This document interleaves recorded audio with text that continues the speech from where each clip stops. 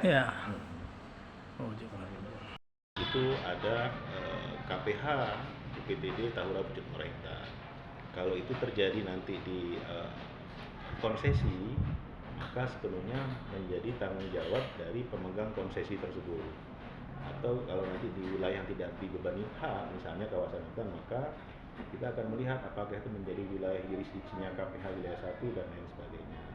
Tapi tentunya kami sangat terima kasih ini atas informasi yang Bapak sampaikan. Akan lebih berguna dan akan lebih cepat kita lakukan penanganan lagi, misalnya informasi tersebut juga disertai dengan titik koordinat, Pak. Jadi kita bisa memastikan koordinat itu lokusnya di mana dan menjadi tanggung jawab siapa, sehingga kita bisa melakukan upaya-upaya untuk melakukan penanganan cepat. Tapi prinsipnya kami terima kasih dan akan kami segera melakukan upaya tindak lanjut atas dasar laporan Bapak. Nanti kita mungkin melalui Pak Jul kita coba akan sampaikan ke KPH terkait misalnya untuk segera melakukan pengindikasian awal di mana lokasi tersebut, dan tentunya kita juga sepakat, Pak, ketika kawasan hutan itu dilakukan perusakan, perambahan, maka ini akan berdampak, Pak, ya, terhadap masyarakat yang ada di sekitarnya, di bawahnya, misalnya terkait dengan penyediaan air dan lain sebagainya. Jadi memang itulah kenapa kami juga perlu peran serta dari masyarakat, seluruh komponen masyarakat, termasuk media khususnya, untuk bagaimana bersama-sama kita melakukan upaya-upaya untuk tetap menjaga kawasan hutan kita ini agar tetap lestari. Saya pikir demikian, Pak, dari kami. Ada rencana reboisasi, Pak, yang udah ditebang tuh? Ya, nanti kita akan melihat lagi, Pak, memastikan kondisinya di mana, seperti apa, ya tentunya sesuai dengan kapasitas dan kewenangan kami. Jika itu terjadi di dalam kawasan hutan, maka kita akan mengkoordinasikan kawan-kawan kami misalnya dari BPDAS HL untuk mengalokasikan untuk bagaimana kegiatan rehabilitasi bisa dilaksanakan. Termasuk ini juga menjadi satu hal yang harus kita lakukan ketika satu kawasan hutan telah rusak, memang harus kita lakukan rehabilitasi, Pak. Nah, ini tentunya nanti akan kita coba lagi melihat perencanaan di mana lokasinya segala macam, termasuk juga menentukan bagaimana pola-pola yang paling efektif untuk melakukan rehabilitasi, termasuk juga memilih jenis tanamannya dan lain sebagainya. Jadi ketika satu kawasan itu rusak, lagi-lagi kita melihat itu berada di mana, kewenangan siapa. Bukan kami bermaksud mengalihkan itu bukan menjadi kewenangan kami, tapi memang ada batasan kewenangan yang tidak mungkin kita lakukan. Misalnya di wilayah yang dibebani hak, Pak, privat sektor misalnya, kayak apa kalau di situ, Pak, Aceh Nusa, ya, Aceh Nusa Indrapuri, kan nggak mungkin pemerintah memberikan bantuan bibit kepada mereka, padahal itu kewajiban mereka nih sebagai kegiatan usaha melakukan itu. Maka kita mewajibkan mereka untuk segera melakukan pemulihan misalnya.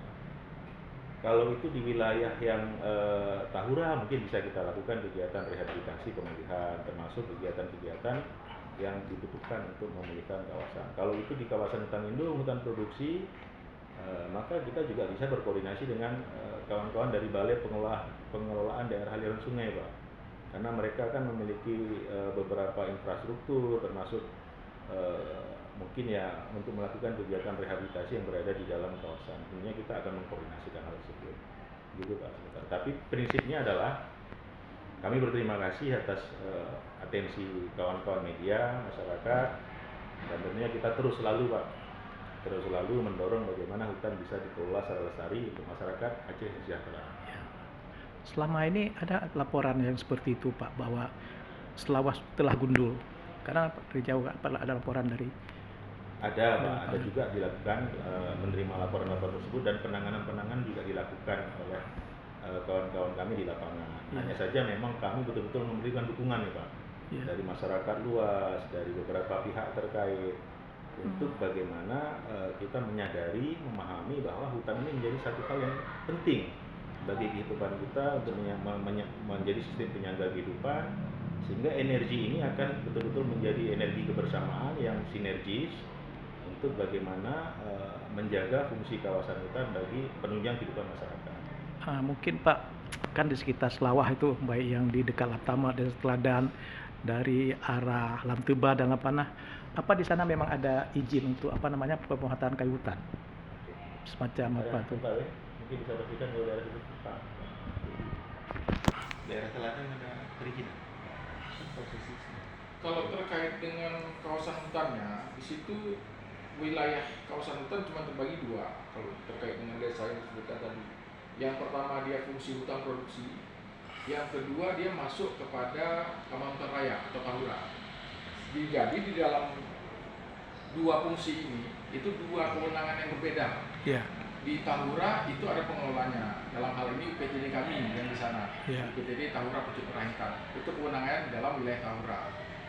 Di sampingnya yang berbatasan langsung dengan desa Teladan, ya. desa Lamtuba. Lamtuba dan sekitarnya, itu wilayah hutan produksi.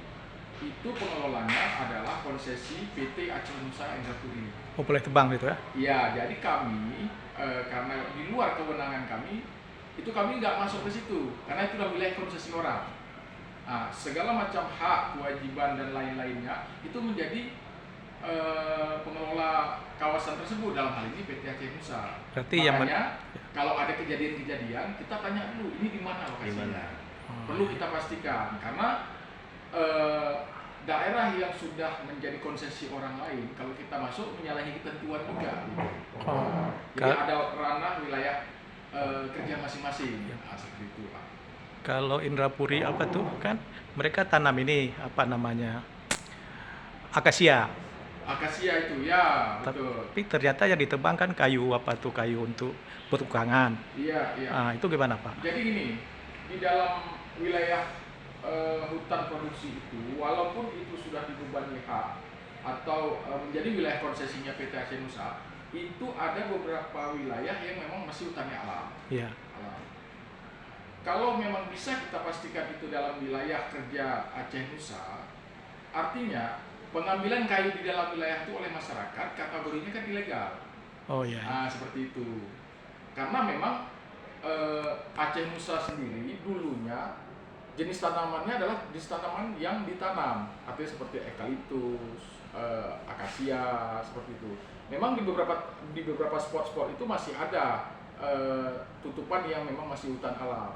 Tetapi biasanya kegiatan karena memang aktivitas Aceh Nusa juga nggak langsung nampak di lapangan, masyarakat karena memang ada akses mengambil kayu-kayu yang di dalamnya, seperti itu. Tapi intinya pada saat ada laporan kita mengecek dulu. Kalau memang di wilayah Tahura sudah banyak kejadian yang kami tidak lanjuti dan naik ke kasus hukum. Kalau Tahura dilakukan oleh kawan-kawan kita yang pengelola Tahura langsung.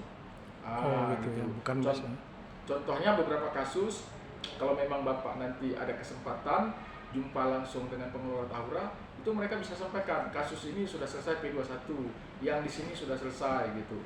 Tapi terkait dengan wilayah hutan produksi, kecuali dia tidak ada pengelola di situ, itu pemerintah yang berwenang. Tapi ini kan ceritanya di wilayah hutan produksi yang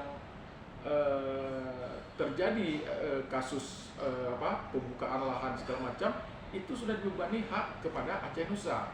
Seharusnya Aceh Nusa yang bertanggung jawab untuk kebakaran, penamanan dan lain sebagainya di situ, Pak. Gitu. Selain Aceh Nusa ada nggak yang boleh tebang hutan itu Pak di sana? Kalau secara ketentuan yang pegang konsesi wilayah itu cuma Aceh Nusa, Iya. nggak ada lain. Saya juga ada melihat biasanya hampir maghrib, Iya. habis asar begini, Iya. itu banyak turun becak sana. Sudah ada tanda cat di Iya. kayu-kayu itu. Apa itu memang memang ada izin dari? Kalau misalnya kita katakan ada izin tidak ada izin, memang kita harus cek langsung Iya. secara dokumen apakah memang mereka berizin atau tidak. Tapi kalau memang dari sisi modusnya yang biasa banyak terjadi, biasanya kalau orang turunkan kayu pakai becak itu udah pasti bisa dikatakan itu kegiatan ya biasalah, kita tahu sama-sama. Seperti itu. Ada pernah ditangkap itu Pak? Kan ada Polhut sana. Iya, kalau Polhut kita Pak intinya pada saat keberadaan kejadian itu dia kan ada dua tipe. Pertama tipenya temuan atau dalam mereka patroli itu berjumpa langsung kepada pelakunya, itu udah pasti ditangkap. Tetapi kadang-kadang mereka tahu melihat petugas ini di waktu-waktu kapan ada petugas, di waktu kapan tidak ada petugas. Jadi terkesan memang para illegal logger atau perambah ini dia melihat timing waktu. Nah, dia seperti itu memang, karena yang mereka lakukan itu ilegal. Sudah pasti dia melihat kapan petugas ada melakukan patroli, pada saat nggak lagi patroli, di situ mereka itu memanfaatkan waktu. Selama ini kan Pak itu main tebang aja tuh. Iya. Semua tebang. Iya, iya. Hampir nggak ada yang nanam. Iya. Mungkin ada nggak yang yang jadikan hutan industri di sana? Bukan bukan industri, maksudnya ada yang menanam gitu Pak. Jadi gini, di dalam wilayah hutan produksi itu konsesinya dulunya, ini kan cerita izin konsesi itu dimulai dari tahun 97 kalau nggak salah. Iya. Nah, 97 SK-nya hingga sehari ini. Memang konsep mereka dulu adalah menanam kemudian menebang. Iya. Kebutuhan untuk zaman dulu kalau nggak salah saya itu kebutuhan kayu industri kalau nggak salah dulunya. Tetapi pada saat era berganti zaman berubah, itu perizinannya terus mengalami perpanjangan perizinan sehingga sampai hari ini pihak APT Aceh Nusa sendiri dengan skema hari ini mereka berubah, tidak hanya menjadi fokus menebang kayu, tetapi ada beberapa pemanfaatan yang lainnya, seperti mereka juga sudah masuk ke skema karbon, skema pemanfaatan kawasan seperti itu. Di samping juga kalau informasi terakhir yang kami tahu, mereka juga nggak terlalu fokus lagi kegiatan menebang kayu karena eranya sudah berubah. Nah, seperti itu. Jadi Pak kan, ini kan tentang kayu tadi. Iya. Ini mau tanya tentang dampak. Ini dampaknya kan luas Pak. Jadi hampir semua desa yang berada di utara Kabupaten Aceh Besar itu berdampak kekeringan. Dari Putar Baru sampai Lampanah. Jadi kan luas sekali ini Pak. Ini apa pendapat Dinas Kehutanan terhadap masalah seperti ini Pak? Kalau misalnya kekeringan itu kan banyak faktor sebenarnya. Ya. Salah satu faktornya adalah tutupan hutan, memang iya, salah satu. Ya. Tetapi kan di yang namanya kekeringan, dia kan ada faktor iklim, Ya. anomali iklim, Ya. gitu kan, perubahan cuaca tahunan atau 10 tahunan seperti itu. Kita harus lihat dulu sebenarnya tren penyebab terjadinya kekeringan ini apakah karena hanya faktor tutupan atau memang kejadiannya itu merupakan bagian dari anomali iklim seperti itu. Nah, itu memang nggak bisa kita simpulkan secara sepihak. Kadang-kadang yang paling gampang sebenarnya kan, itu karena kayu banyak ditebang di atas kering kita. Ya itu yang paling simpel, paling gampang kita bilang. Ya, Pak. Tetapi dalam suatu wilayah tertentu, faktor kekeringan itu kan ada banyak faktor yang harus dikaji sebenarnya. Nah, di samping juga indikator-indikator yang berhubungan dengan perubahan cuaca dan iklim. Nah, seperti itu. Ya. Mungkin mau tambah apa kan Pak Sekdis? Ya, mungkin saya sedikit saja menambahkan Pak bahwa memang apapun namanya, apapun alasannya ketika melakukan kegiatan penebangan kayu di dalam kawasan hutan tanpa izin itu adalah kegiatan ilegal. Ya. Ilegal. Jadi itu tentunya dilarang menurut peraturan perundang-undangan, baik itu perundang-undangan di lingkup kehutanan sendiri maupun perundang-undangan lainnya. Jadi kegiatan-kegiatan tersebut tentunya perlu kita antisipasi bersama, dan kita juga paham, kita juga sangat mengetahui bahwa hutan itu sendiri juga memiliki fungsi yang sangat strategis, termasuk salah satunya sebagaimana disebutkan, meskipun memang ini bukan menjadi faktor satu-satunya, tapi memang keberadaan kesehatan dari daerah aliran sungai yang didominasi dan menjadi indikator utama adalah tutupan, ini menjadi faktor penentu terkait dengan ketersediaan salah satunya air dan lain sebagainya. Dan memang tidak kita pungkiri Pak, hari ini kita juga mengalami yang namanya perubahan iklim misalnya. Wilayah di situ kan memang hari ini kan curah hujannya juga, kalau berdasarkan pengelompokan iklim itu kalau nggak salah iklimnya C menuju D itu, artinya curah hujannya juga sangat rendah. Artinya dengan kondisi curah hujan yang rendah, terus kapasitas tutupan juga berkurang, tentunya ini berpengaruh terhadap suplai air bagi masyarakat yang ada di bawahnya. Jadi ya tentunya kami menghimbau lah kepada seluruh elemen masyarakat untuk bersama-sama kita jaga hutan kita, karena yang kita wariskan kepada anak cucu ini kan itu Pak, hutan, keanekaragaman hayati, mata air, bukan air mata Pak ya. Jadi Saya pikir perlulah kita sama-sama mendorong masyarakat, seluruh elemen masyarakat, termasuk beberapa pihak. Kita tidak mau menuduh satu dua. Tentunya ini menjadi concern kita bersama, dan kami sangat berterima kasih Pak kalau ada dukungan, ada laporan, termasuk perhatian dari berbagai pihak terkait dengan kondisi hutan kita. Jadi ini akan menjadi energi positif bersama untuk bagaimana kita jaga hutan kita bagi masyarakat Aceh ke depannya. Saya pikir demikian Pak. Terima kasih. Lu boleh kunang